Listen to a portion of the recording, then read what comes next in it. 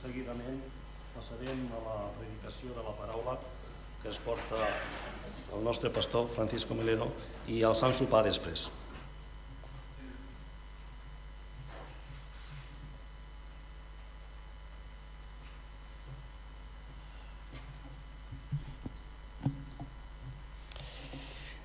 Queridos hermanos, como decía nuestro hermano Benjamín, lo cierto es que esta noticia de este muchacho, de este niño muerto, es algo que a mí también me ha impactado. Esta mañana en la escuela dominical hablábamos del capítulo 34 de Isaías, que nos hablaba de la ira de Dios.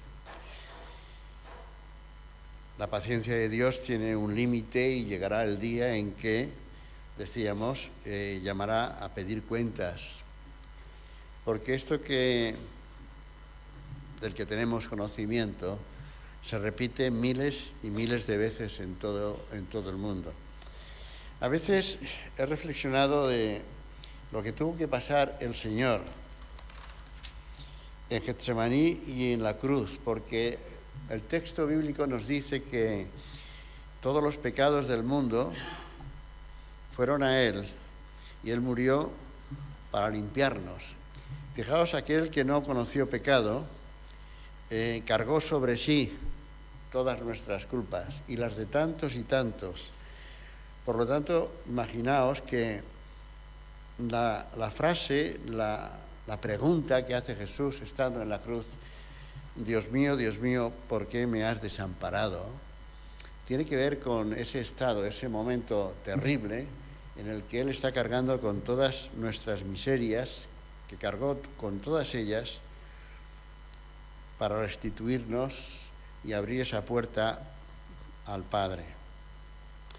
En algunas ocasiones nos preguntamos, yo al menos me he preguntado, Señor, ¿por qué? Señor, ¿cómo no has intervenido? Hay un texto, Proverbios, que dice que el camino, la senda del justo, es como la aurora de la mañana, que va en aumento hasta que el día es perfecto. O sea, hay cosas que ese texto, esa idea se nos repite. Ahora vemos, dice Pablo, por espejo, de una forma oscura, pero llegará el momento en que lo veremos con claridad, cómo fuimos conocidos. Es decir, hay una progresión. Aquel que empezó la buena obra la perfeccionará hasta el día de Jesucristo, es decir, hasta su venida. Por eso tenemos un tiempo ahora en el que la responsabilidad nuestra, porque Jesús cuando subió al cielo, cuando subió al Padre, cuando abandonó, habiendo consumado su obra, nos dejó a nosotros, dejó la Iglesia. No hay otra herramienta, no hay otra entidad que haya sido llamada a ser esa levadura que llegue a fermentar la masa. Esa es nuestra responsabilidad. Por eso cuando vemos estas barbaridades, nos sobrecoge porque ¿qué le pasaría por la mente de esta persona para cometer tal barbaridad? Tal vez no tuvo la oportunidad de escuchar el mensaje del Evangelio, tal vez no tuvo o la tuvo y no la atendió. En alguna ocasión me han preguntado cuál sería el pasaje de la Escritura que de alguna manera pudiéramos tener como algo que ofrecer. Muchas veces ofrecemos el Salmo 23 o las preeminencias del amor, que está en 1 Corintios 13, porque son lecturas muy concretas. Pero el creyente, yo creo que la lectura que de alguna manera sería lo que nunca debemos olvidar, aquello que sería lo necesario saber fundamentalmente, lo podemos encontrar en la carta a los Romanos. La carta a los Romanos es una carta realmente maravillosa del apóstol Pablo. Ya sabéis que meditando en la carta a los Romanos, aquel monje agustino llamado Martín Lutero dijo la salvación, descubrió la joya de la salvación. Pues la carta a los Romanos tiene la particularidad de que tiene doctrina, tiene exaltación, tiene alabanza y tal. Es realmente una joya. Y si a esa joya buscamos, dijéramos, la perla más preciosa, pues la encontramos en el capítulo 8, al que yo os invito que vayamos. Capítulo 8, a partir del verso 28. Fijaos, del versículo 28 al 39, encontramos esta revelación por parte del Señor. Dice, y sabemos que a los que aman a Dios todas las cosas les ayudan a bien. Esto es, a los que conforme a su propósito son llamados. Aquí hay un misterio. Los que aman a Dios todas las cosas les ayudan a bien. Esto es difícil de asumir cuando estás en un trance. ¿De qué me beneficia a mí esto? Porque a los que antes conoció, a estos también predestinó, para que fuesen hechos conforme a la imagen de su Hijo, para que Él sea el primogénito entre muchos hermanos. A los que predestinó, a estos también llamó, a los que llamó, a estos también justificó, y a los que justificó, a estos también glorificó. El Señor nos ha glorificado. ¿Qué pues diremos a esto?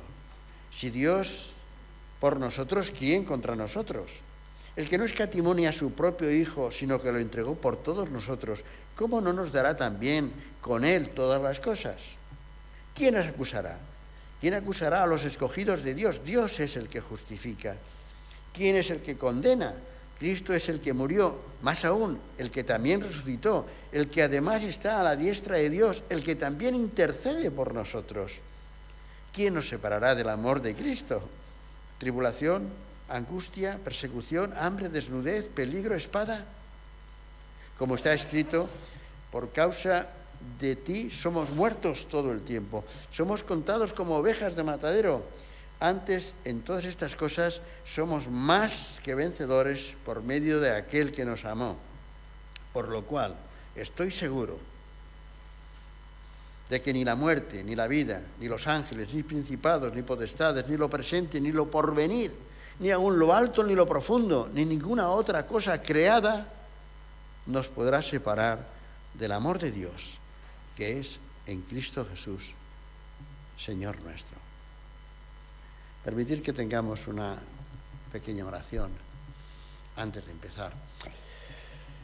Padre amado, queremos darte gracias, Señor, porque este texto nos habla de cosas tan importantes, de ese amor tuyo, Señor, que no tiene límites, de esa necesidad de transmitirnos, Señor, la confianza, la seguridad, la esperanza, de saber, Señor, que nadie nos puede separar de ti, que nadie nos puede separar, Señor, de tu lado. Tú lo dices también en el Evangelio de Juan: estas son mis ovejas, yo las conozco, ellas me conocen, nadie las arrebata de mi mano. Padre, hermoso es este pasaje, porque conforta, alienta e ilumina, Señor. Te pedimos, Padre, que podamos consolar y confortar a aquellos que están a nuestro lado. Que alguien pueda acercarse a estos padres para decirles que tu amor, Señor, está por encima de todo y que llegará un día en que ellos podrán volver a recibir a su Hijo. Porque la muerte, Señor, no está en tu proyecto. En ti está la vida plena, la vida total. Señor, que como hijos tuyos seamos capaces de poder transmitir esta palabra de esperanza, de palabra de vida, Señor. Ayúdanos, Señor, a recordar en todo momento quiénes somos y por qué somos lo que somos, a través, Señor, del regalo que tú nos has dado por la sangre de Cristo. Señor, gracias. Gracias porque es poco lo que podemos ofrecerte, pero lo queremos hacer, Señor, con pasión, con decisión, con devoción, con valentía, Padre. Gracias, Padre, porque sabemos, Señor, que nuestras oraciones llegan al trono de tu gracia, porque tú estás aquí, porque esa es tu promesa, porque tú eres fiel, porque nunca, Señor, nos has dejado desamparados. Hay cosas, Señor, que no entendemos. ¿Cómo poder escrutar la mente de un Dios todopoderoso? Pero queremos, Señor, confiar en que tú darás respuesta a todas nuestras preguntas, a todas nuestras necesidades. Y podremos decir, Señor, gracias, Padre, porque tú eres un Dios de amor, un Dios de vida. Alabado sea tu nombre. Amén. En este texto que he leído, podemos descubrir grandes cosas. Primero, que sobre todas las cosas está su protección, que en estos días es extraordinario. Jesús previno a sus discípulos: en el mundo tendréis aflicción. No dijo que sería un camino de rosas, dijo: tendréis aflicción, el mundo os aborrecerá, porque el mundo aborrece la verdad, aborrece la luz, aborrece que se pongan al descubierto las miserias, no quiere que se limpien, para que pase uno desapercibido. Cuando hay mucha suciedad, mi suciedad no se ve, queda diluida. Pero cuando lo demás está limpio y yo estoy sucio, eso se destaca inmediatamente. No le interesa la verdad a esta sociedad, le interesa la mentira, porque vive en la mentira, vive en el engaño. El texto nos está diciendo, y fijaos que es el apóstol Pablo, un perseguidor de la Iglesia, una persona que tuvo en su conciencia la muerte de Esteban, porque él estaba allí apedreándolo. Una persona que eso no lo volvió, no lo olvidó jamás. Dice: de todos los pecadores yo soy el mayor, porque yo perseguía a la Iglesia. Y el texto nos dice que el apóstol Pablo, en un momento de su vida, aquí cuando está escribiendo esto con la inspiración del Señor, dice: somos una persona que tuvo en su conciencia la muerte de Dios. ¿Está con nosotros? ¿Quién contra nosotros? Pero claro, en ese caminar hacia la perfecta luz, del que dice en Proverbios: la senda de los justos es como la aurora, muchas veces pensamos que las cosas deberían de cambiar. Somos tan inteligentes que pensamos que esto el Señor no acaba de verlo, tendría que cambiarlo. Pero el Señor nos dice: ten paciencia. Dice: mía es la venganza, yo pagaré. Yo pagaré. Y por eso dice: en cuanto dependa de vosotros, estad en paz con todos los hombres. ¿Cómo puedo yo estar en paz con alguien que me ha arrebatado lo que más quería?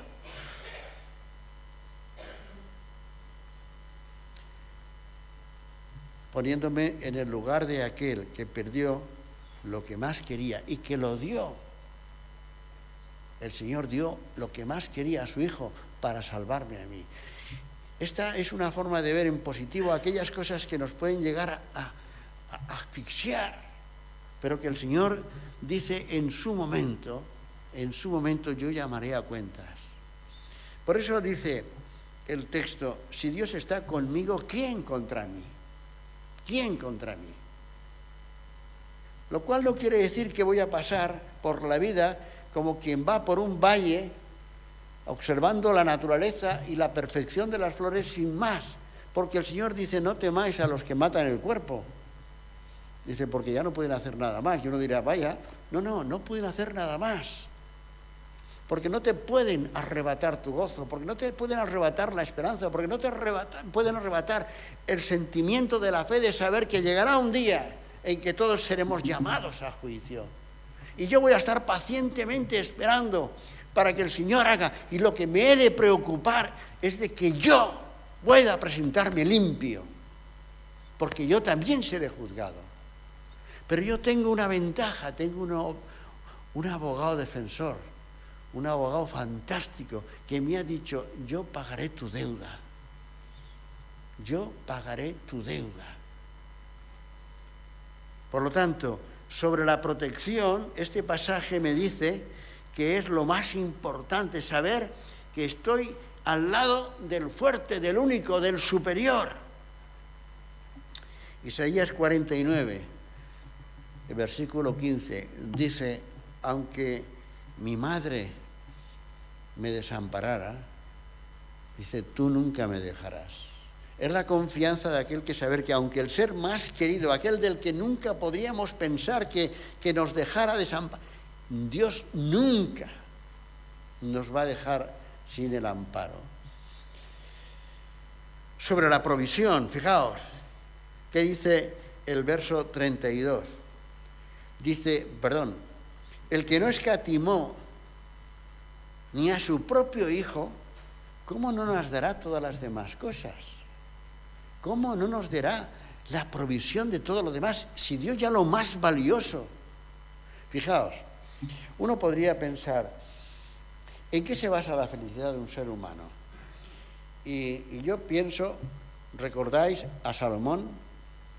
Es un personaje extraordinario. Salomón, el texto bíblico nos dice que era un hombre sabio. Sabio. Uno ambiciona la sabiduría. Pero es que además era un hombre poderoso. Era un rey. Y además un rey en un momento en que su imperio, su reino, era un reino fuerte, temido. Tenía poder, sabiduría y poder. Pero es que además era rico, inmensamente rico. Salomón lo tenía todo. Era rico, era poderoso, era respetado. Pero fijaos, si vais y leéis un libro escrito por él, como es el libro de Cantares, Cantar de los Cantares de Salomón, solamente empezando el primer capítulo y leerlo, nos dice que todo es vanidad. Yo, como rey, como sabio, como poderoso, estoy vacío. Leer el primer capítulo y veréis que aquello está escrito por una persona que no se puede llamar triunfadora, que no se puede llamar que es una persona feliz, que es una persona que está derrotada, abrumada. Dice, ¿cuál es el fin del hombre? Uno trabaja, se levanta, lucha. ¿De qué sirve todo eso? Es vanidad, vanidad, hueco. ¿Cómo es posible que una persona que ha alcanzado la cima de todo, la sabiduría, el poder, la riqueza, a la hora de expresar su vida dice todo es falso? Todo es falso. Pues si eso lo puede decir o lo dice una persona que está en ese nivel, ¿qué podríamos decir nosotros, pobres mortales? Que ni somos poderosos, ni somos ricos, ni tenemos absolutamente nada. Pero el apóstol Pablo dice, tenemos mucho, somos más que vencedores. Tenemos la certeza de la protección del Señor, porque Él está con nosotros, porque Él nos ha prometido que no nos va a desamparar. Pero es que además tenemos la provisión del Señor.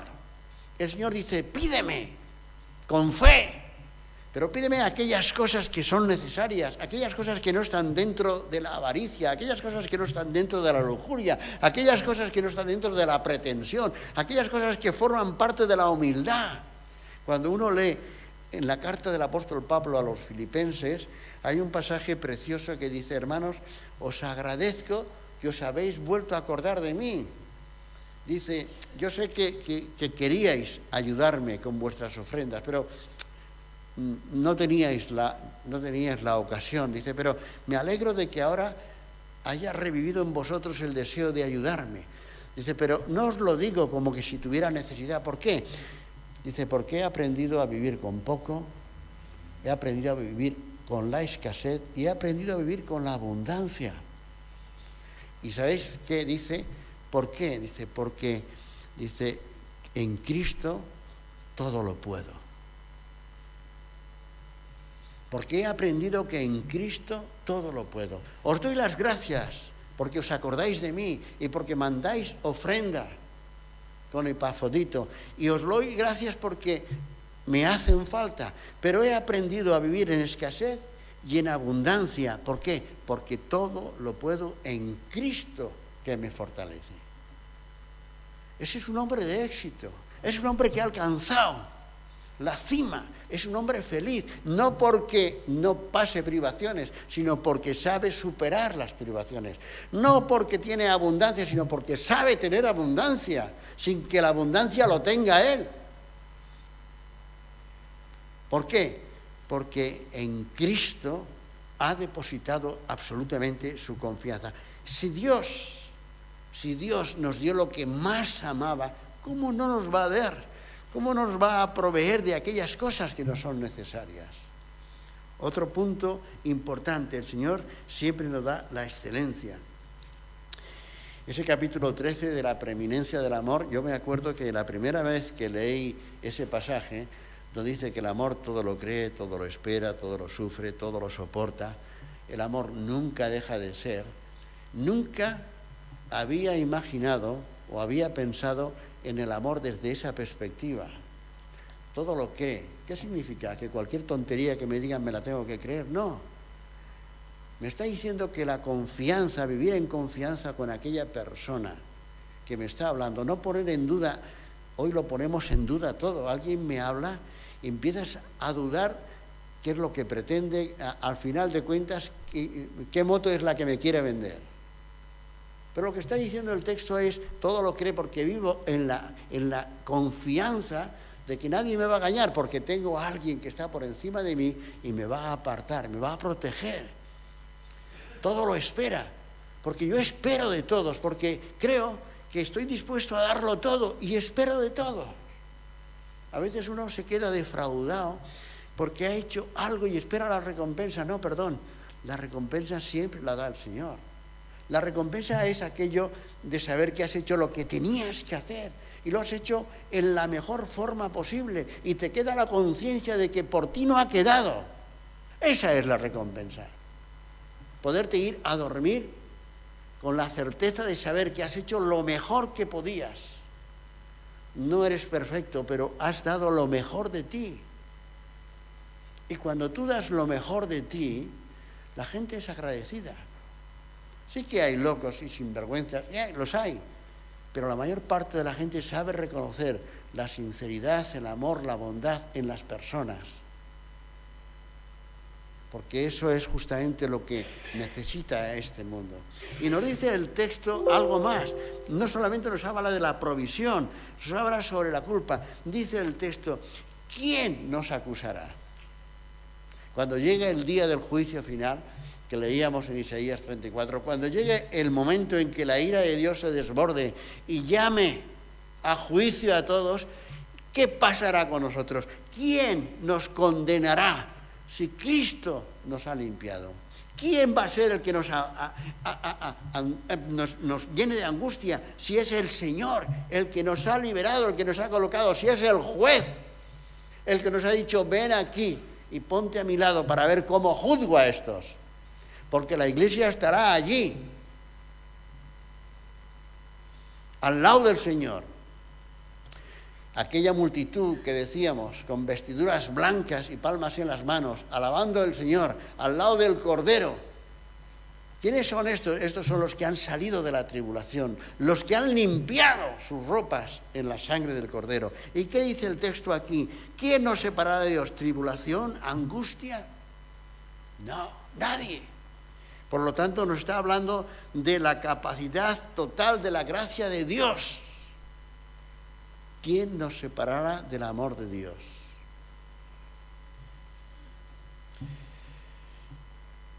Cuando uno camina por la vida, por esta, en la circunstancia en que uno ve